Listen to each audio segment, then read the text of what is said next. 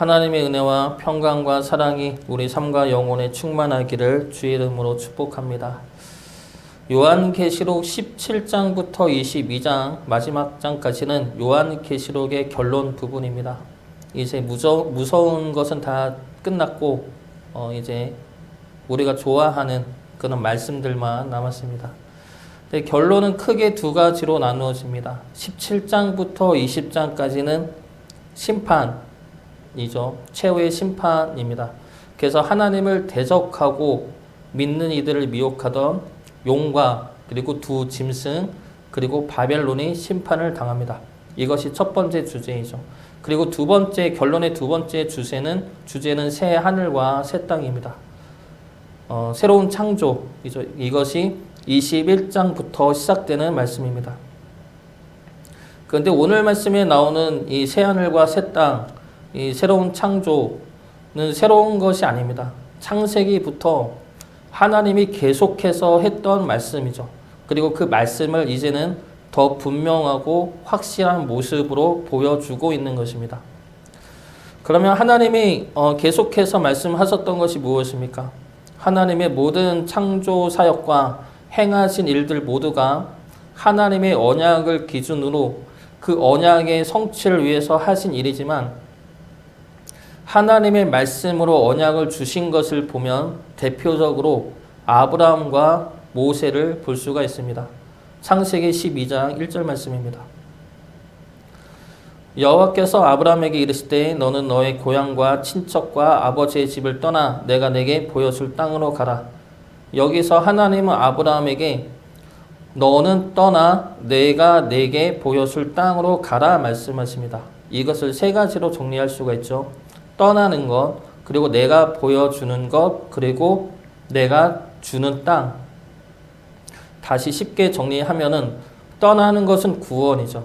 그리고 보여주는 것은 함께 하는 것입니다. 인도하는 것이죠. 그리고 땅은 말 그대로 하나님의 나라입니다.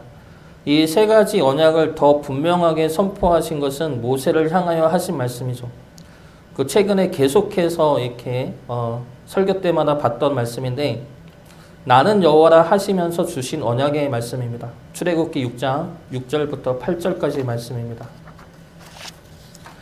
그러므로 이스라엘 자손에게 말하기를 나는 여호와라 내가 애굽 사람의 무거운 짐 밑에서 너희를 빼내며 그들의 노역에서 너희를 건지며 편 팔과 여러 큰 심판들로서 너희를 속량하여 너희를 내 백성으로 삼고 나는 너희의 하나님이 되리니 나는 애굽 사람의 무거운 짐 밑에서 너희를 빼낸 너희의 하나님 여호와인 줄 너희가 알지라. 내가 아브라함과 이삭과 야곱에게 주기로 맹세한 땅으로 너희를 인도하고 그 땅을 너희에게 주어 기업을 삼게 하리라. 나는 여호와라 하셨다 하라. 일곱 가지 약속인데 크게 세 가지로 정리하면 첫 번째가 애굽에서의 구원이죠. 그리고 두 번째가 너희를 내 백성으로 삼고 나는 너희의 하나님이 되는 것. 이것은 하나님이 우리와 함께하여 우리를 보호하시고 인도하심을 의미합니다. 그리고 세 번째가 하나님의 땅을 주어 기업을 삼게 하겠다는 말씀이죠. 이 언약은 신약에서도 마찬가지입니다. 예수님이 오셔서 하신 사역이 바로 이 하나님 언약의 성취이죠. 먼저 예수님은 우리를 죄와 죽음에서 구원하시고 우리 안에 성전을 지어서 하나님이 우리 안에 거하게 하시고 성령님을 보내주시어 우리를 천국 백성으로 삼아 주십니다. 그래서 이 세 가지 언약은 아담의 타락 이후에 하나님이 계속해서 말씀하신 언약이고 하나님이 행하신 역사들입니다. 그러면 하나님은 왜 이 언약을 계속해서 말씀하십니까? 하나님이 처음 창조하셨던 에덴 동산에는 이러한 하나님의 언약이 필요 없었기 때문이죠. 왜냐하면 하나님의 언약이 그대로 이루어지고 있는 곳이 이 에덴 동산이었습니다. 에덴 동산에는 생명나무가 있어서 죽음이 없었죠. 에덴 동산에는 하나님이 거니시는 곳으로 하나님의 임재와 보살피심이 있는 곳이었습니다. 그리고 그곳은 하나님이 아담과 하와에게 주신 하나님의 나라이며 그들의 기업이었습니다. 그렇기 때문에 하나님이 계속해서 하시는 그 언약의 세 가지 생명과 하나님의 함께하심과 그 하나님의 기업은 에덴 동산에는 이미 이루어지고 있었던 것입니다. 이것은 달리 말하면 하나님의 언약들은 원래 우리에게 주셨고 우리가 누리고 있었던 것들인데 죄로 말미암아 우리가 그것을 잃어버렸다는 것이죠. 그래서 하나님이 하시는 언약은 그것들을 다시 회복시키겠다는 겁니다. 내가 너희에게 처음에 주었던 것들을 다시 주어서 너희에게 생명과 하나님의 장막과 하나님의 기업을 누리게 하겠다라는 겁니다. 그리고 오늘 말씀을 통해 그 언약이 온전히 성취될 것이라고 온전히 이루어진 모습을 지금 보여주고 있는 것입니다. 그래서 오늘 말씀은 하나님이 에덴 동산 때 주셨던 은혜들, 그것들을 기억고 회복시키고 더욱더 완전하게 창조한 모습에 관한 말씀입니다. 그것이 새 하늘과 새 땅이죠. 새 하늘과 새 땅에는 아까 이야기했던 하나님의 언약 세 가지가 온전히 성취된 나라입니다. 먼저 새 하늘과 새 땅에는 죽음이 없고 생명만 있는 나라입니다. 1절 말씀 보겠습니다. 1절 말씀 같이 보겠습니다. 또 내가 새 하늘과 새 땅을 보니 처음 하늘과 처음 땅이 없어졌고 바다도 다시 있지 않더라. 여기서 새 하늘과 새 땅은 하나님이 다시 새롭게 창조하신 나라를 의미합니다. 그곳에는 바다도 없다 말씀하시는데 여기서 바다는 실제 바다가 아니라 우리를 힘들게 하는 악의 세력을 의미합니다. 그리고 그 악으로 인해 생겨난 죽음을 의미하죠. 요한계시록 20장 13절 말씀입니다. 바다가 그 가운데에서 죽은 자들을 내주고 또 사망과 음부도 그 가운데에서 죽은 자들을 내주매 각 사람이 자기의 행위대로 심판을 받고, 여기에 쓰인 바다의 의미가 오늘 말씀에 나오는 바다를 의미합니다. 이 바다는 죽은 자들이 있는 곳이고 악함과 죄로 인하여 생겨난 사망이 있는 곳이죠. 이 바다에 대하여 다시 설명한 말씀이 4절 말씀입니다. 오늘 말씀 4절 말씀 같이 보겠습니다. 모든 눈물을 그 눈에서 닦아주시니 다시는 사망이 없고 애통하는 것이나 곡하는 것이나 아픈 것이 다시 있지 아니하리니 처음 것들이 다 지나갔음이로라. 여기서 사망이 없다는 말씀은 생명만 있다는 말씀이죠. 그리고 사망이 없다는 것은 이제 죄가 완전히 해결되었다는 것을 의미합니다. 왜냐하면 죄의 삭은 사망인데 사망이 없다는 것은 죄 역시도 없다는 것이 되기 때문이죠. 그래서 사망이 없다는 말씀은 완전한 구원, 즉 영원한 생명이 이루어졌다는 말씀입니다. 고대 그리스인들이나 로마인들은 이러한 생각을 가졌다고 합니다. 사망이 고통을 끝내주기 때문에 두려워하지 말아야 한다. 이런 말들에 어느 정도 공감은 하리라 생각을 합니다. 너무 힘들면 죽고 싶죠. 죽으면 편해질 수 있다 생각하기 때문이죠. 차라리 이렇게 사느니 죽으면 편안해질 것이다. 죽으면 이 모든 고통이 끝날 것이다 라는 생각을 가지는데, 그러나 성경은 사망이 고통을 끝내주는 것이라 말씀하지 않습니다. 오히려 사망으로 인해 모든 고통이 생겨난다 말씀하고 있습니다. 사망으로 인해 애통이 생기고 곡하는 것이 생기고 아픈 것이 생긴다 말씀하고 있습니다. 그래서 하나님은 그 사망을 없애는 것이죠. 죄로부터 들어온 사망을, 모든 고통의 원인 되는 사망을 없앤다 말씀하시는 것입니다. 죽음을 보면은 보통 이런 말이 있습니다. 죽음은 세 가지 종류가 있다고 합니다. 나의 죽음, 너의 죽음, 그리고 그들의 죽음. 그런데 여기서 나의 죽음은 우리는 사실 감각이 없죠. 내가 죽는다 했을 때 아직 안 죽어봐서 죽어갈 때 고통을 모릅니다. 그리고 그들의 죽음은 나와 상관없는 이들의 죽음입니다. 그들의 죽음에 대해 애도하고 슬퍼할 수 있지만은 너무 고통스럽지는 않죠. 지금도 수많은 이들이 죽어가고 있지만 우리는 우리와 상관없는 그들의 죽음에 대해 별 고통을 느끼진 못합니다. 그런데 가장 큰 고통을 느끼는 것이 바로 너의 죽음이라는 것입니다. 여기서 너는 내가 사랑하는 사람의 죽음이죠. 보통은 가족이겠지만 배우자나 자녀나 부모의 죽음, 그리고 가장 친한 친구의 죽음, 내가 너라고 부를 수 있는, 내가 사랑하는 너라고 부를 수 있는 그 사람의 죽음이 되는 것이죠. 그래서 함께 있으면 좋고 기쁜 사람, 없으면 허전한 사람, 이러한 사람이 죽으면 우리는 그 고통을 크게 느끼게 됩니다. 이제 함께 할 수 없다는 고통, 이제 서로 말을 할 수도 없고 서로 체온을 느낄 수도 없고 서로 기쁨과 슬픔을 나눌 수 없다는 그 고통이 사랑하는 사람일수록 더 크게 다가오게 되죠. 저도 제 아버지가 돌아가셨을 때 다른 이들의 죽음보다 더 큰 아픔이 찾아왔습니다.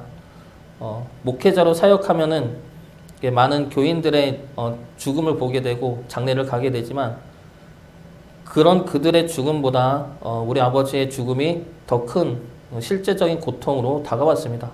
그때 저에게 위로가 되었던 말씀이 여호와 이레라는 말씀이었습니다. 하나님은 아브라함에게 아들 이삭을 바치라 말씀하시죠.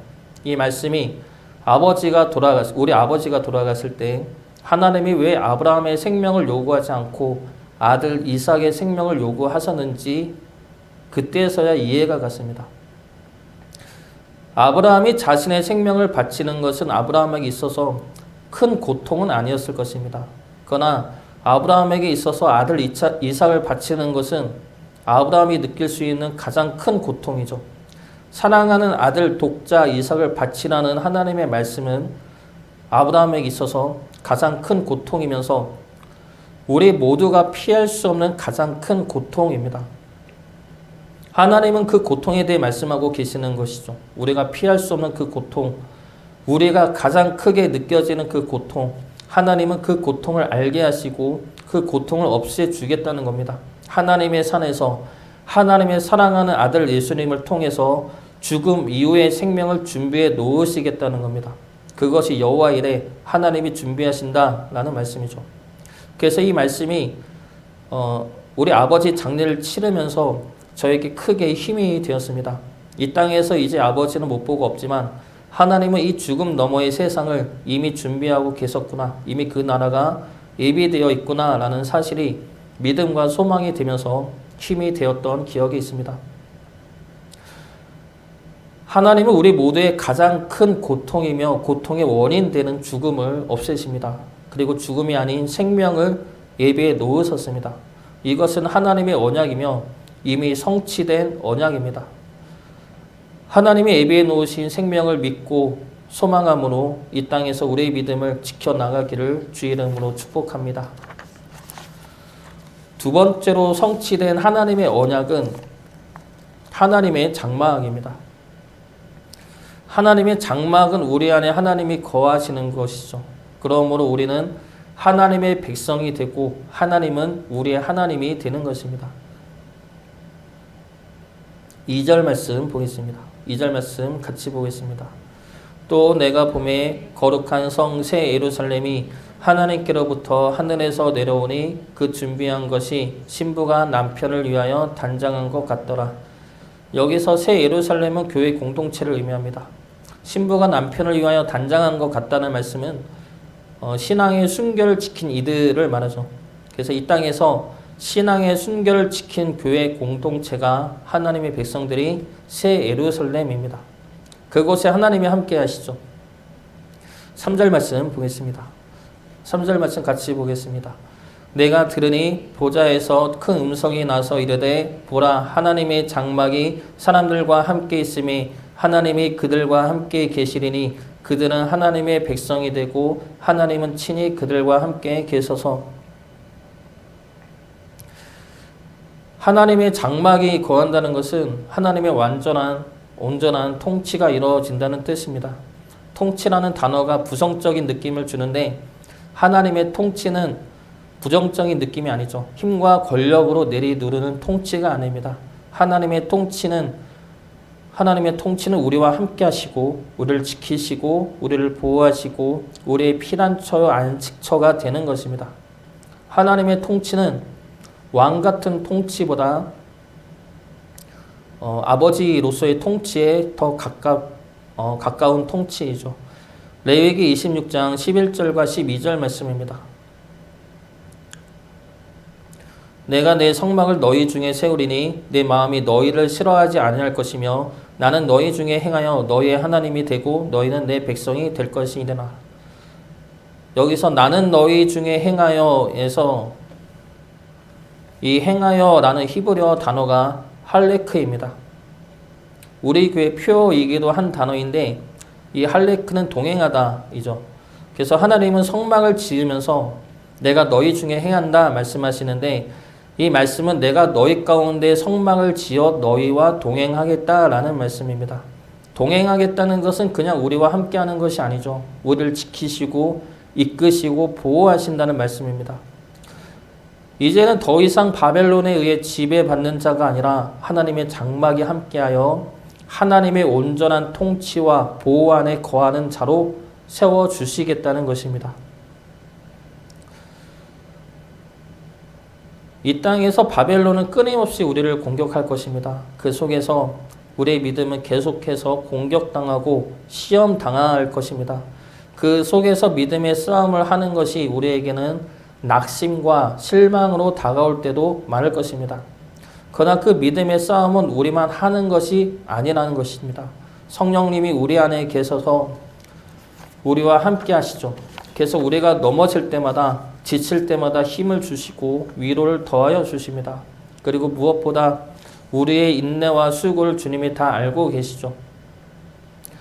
우리가 힘들 때 중에 하나가 우리의 수고와 노력이 결과로 이어지지 않고 사람들은 우리의 수고를 몰라줄 때인 것 같습니다. 그런데 사람들은 모를 수가 있습니다. 그리고 우리의 수고가 현실적인 결과로 이어지지 않을 수도 있습니다. 그러나 주님이 알고 계시고 주님이 함께하고 계시죠. 우리의 인내와 수고를 아시는 주님이 우리가 믿음의 싸움을 마쳤을 때 우리의 눈물을 친히 닦아 주신다 약속하십니다. 그때까지 믿음으로 승리하는 주의 자녀 되시기를 주 이름으로 축복합니다. 마지막 세 번째로 성취된 하나님의 언약은 유업입니다. 하나님의 나라이죠. 그 나라를 기업으로 받게 될 것입니다. 6절 말씀 보겠습니다. 6절 말씀 같이 보겠습니다. 또 내게 말씀하시되 이루었도다. 나는 알파와 오메가요 처음과 마지막이라. 내가 생명수 샘물을 목마른 자에게 값없이 주리니. 여기서 이루었도다 라는 말씀은 전에도 이야기했듯이 창조의 완성을 의미합니다. 하나님이 천지를 창조하시고 나서 하신 말씀이 다 이루었다 라는 말씀이고, 그리고 이 말씀은 예수님이 십자가를 지면서 하신 말씀이기도 합니다. 다 이루었다. 그래서 이루었도다 라는 말씀은 하나님 나라의 완성을 말합니다. 그냥 나라가 완성된 것이 아니라 하나님의 뜻이 담긴 나라의 완성이죠. 하나님의 언약이 성취된 나라의 완성이고, 그래서 그 안에는 구원받은 하나님의 백성인 우리가 포함이 되어 있는 완성입니다. 하나님은 이루었도다 말씀하시면서 알파와 오메가요 처음과 마지막이라 말씀하십니다. 여기서 알파와 오메가는 헬라어로 첫 글자와 마지막 글자입니다. 그래서 처음과 마지막이라는 말씀 역시 알파와 오메가라는 말씀과 동일한 의미입니다. 이 동일한 의미의 말씀을 반복하심으로 강조를 나타내는 말씀이죠. 이 말씀의 의미는 처음부터 끝까지 하나님이 오래 계신다라는 것이 아니라 하나님이 하신 일은 반드시 이뤄내신다는 뜻의 말씀입니다. 시작했으면 반드시 끝까지 하신다는 말씀이죠. 중간에 포기하지 않는다는 말씀입니다. 중간에 멈추지 않고 알파부터 오메가까지 완전하게 끝까지 이뤄내신다는 것입니다.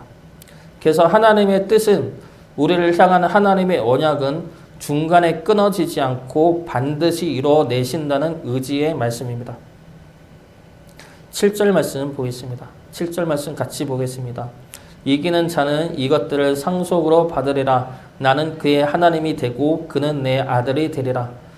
상속으로 받는다는 것은 상속자, 유업을 받는 자라는 의미를 가지는데, 이 말씀은 아브라함을 향한 하나님의 언약이죠. 로마서 4장 13절과 14절 말씀입니다. 아브라함이나 그 후손에게 세상의 상속자가 되리라고 하신 언약은 율법으로 말미암은 것이 아니요 오직 믿음의 의로 말미암은 것이니라.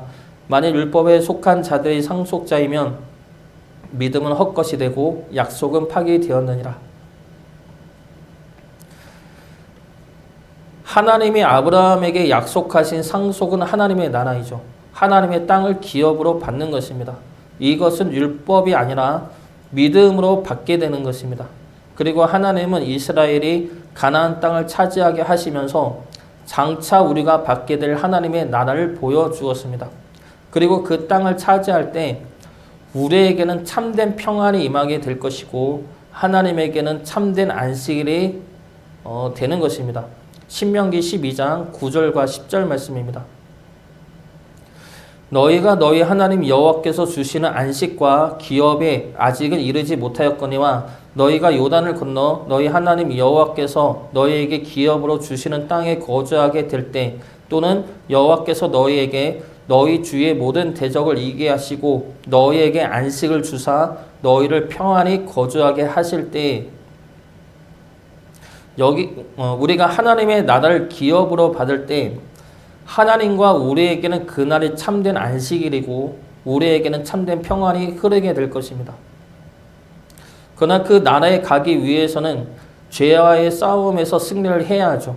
하나님은 이스라엘 백성들에게 가나안과의 전쟁을 하라 말씀하십니다. 이 전쟁은 죄를 진멸하는 전쟁이죠. 그러나 죄로 상징되는 가나안 족속은 강합니다. 그 앞에 우리는 메뚜기 같다 말할 수가 있죠. 우리 힘으로는 승리할 수 없지만 그러나 그 전쟁에 이길 수 있는 것은 하나님의 말씀입니다.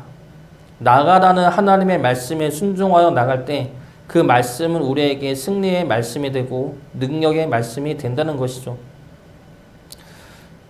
하나님은 우리를 향한 언약을 창세 때부터 말씀하셨고 그 말씀은 한 번도 취소된 적 없으시며 반드시 이뤄내실 것입니다. 그리고 그 언약은 우리의 생명과 우리와의 동행과 그리고 하나님 나라의 유업입니다.